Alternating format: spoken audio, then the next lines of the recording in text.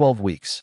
That's how long Australian pensioners will soon be allowed to travel overseas without losing their pension supplement.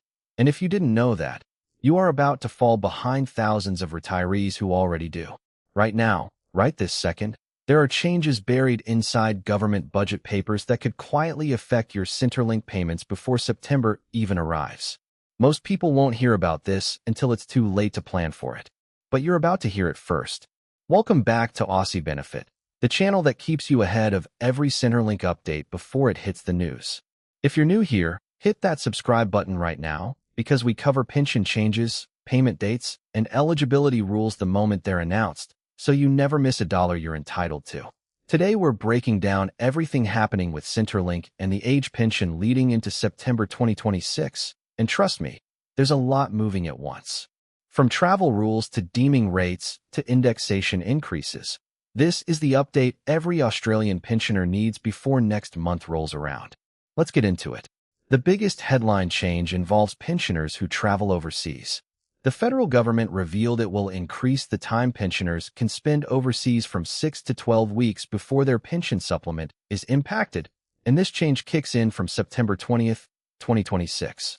That means if you're planning a trip to visit family, take a holiday, or just spend an extended period away from Australia, you now get double the breathing room before Centrelink touches your supplement. Once you pass 12 weeks overseas, the supplement stops altogether, and if you're moving overseas permanently, it stops the moment you leave. For context, the pension supplement is the extra payment on top of your base age pension that helps cover everyday costs like electricity, phone, internet, and medicine, and the full rate currently sits at $86.50 per fortnight for singles and $65.20 each for couples. This is a meaningful win for retirees who like to spend winter somewhere warmer or visit overseas family for longer stretches without being financially punished for it. But travel isn't the only thing shifting. September is one of the two major indexation dates every year, alongside March, and the basic rate of the age pension is reviewed twice annually, with changes going live on March 20th and September 20th, based on movements in the Consumer Price Index, the Pensioner and Beneficiary Living Cost Index, and male total average weekly earnings. Payments last increased in September 2025 and are expected to change again once assessed in September 2026. So if you're on the age pension, you should expect another rate adjustment landing on the 20th of September, and while nobody can guarantee the exact number until the official announcement, early reporting suggests the increase is expected to be modest, aimed mainly at keeping payments in line with rising living costs rather than delivering a dramatic boost. Deeming rates are also part of this September conversation. And if you're not familiar with deeming, here's the short version. Centrelink assumes your financial assets earn a certain rate of return regardless of what they actually earn, and that assumed return affects how much pension you receive. The government typically announces any changes to deeming rates at least 1 month before they take effect, meaning any adjustment for the September 20th indexation would be revealed by around the 20th of August. That's incredibly close to right now. So if you're watching this in early to mid-August, keep an eye out, because while current deeming rates apply 1.25% on the lower threshold and 3.25% above it, there is genuine uncertainty around whether these rates shift again in September. Deeming rates were frozen throughout the pandemic and have only moved a handful of times since. So any further increase does have a real impact on how much pension part pensioners and self-funded retirees ultimately receive. There's more happening beneath the surface too.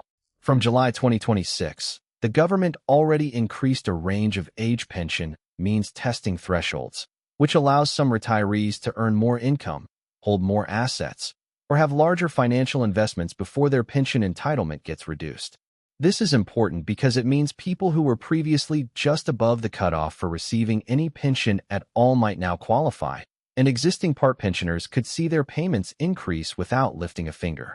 In fact, roughly 3/4 of people found newly eligible for these threshold changes weren't previously receiving any Centrelink benefit at all, which tells you how many Australians are leaving money on the table simply because they assumed they didn't qualify. If you haven't checked your eligibility recently, September is the perfect time to do it, because these threshold shifts stack directly with whatever indexation change happens on the 20th. On top of all this, The federal budget also set aside significant funding for pensioners in adjacent areas.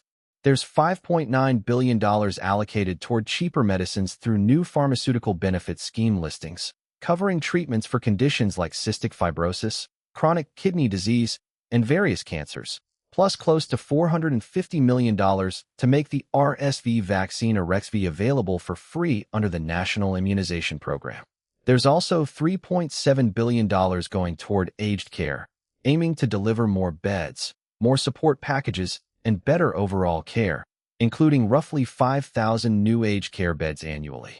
None of these are direct payment increases, but they all reduce the out-of-pocket burden many pensioners carry, which functionally stretches every dollar of your pension further.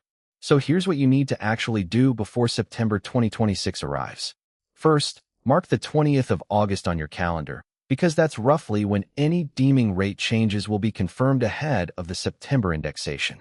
Second, if you're planning overseas travel, remember you now have a 12-week window before your supplement is affected, so you can plan longer trips with more confidence. Third, if you're unsure whether you now qualify for a full or part pension because of the July threshold increases, don't assume. Check directly with Centrelink or a retirement advisor, because the numbers have genuinely shifted this year. And finally, keep watching this channel, because we will be covering the official September 20th rate announcement the moment it drops, with the exact new numbers for singles and couples. That's everything you need to know about the Centrelink changes coming before September 2026. If this helped you understand what's ahead, do us a huge favor and smash that subscribe button, because we're building this channel to be the fastest, most reliable source for Australian pension news, and we genuinely don't want you missing out on money you're entitled to. Drop a comment if you have questions about your own situation. We read every single one. Thanks for watching Aussie Benefit. Stay tuned for the next update, and we'll see you in the next video.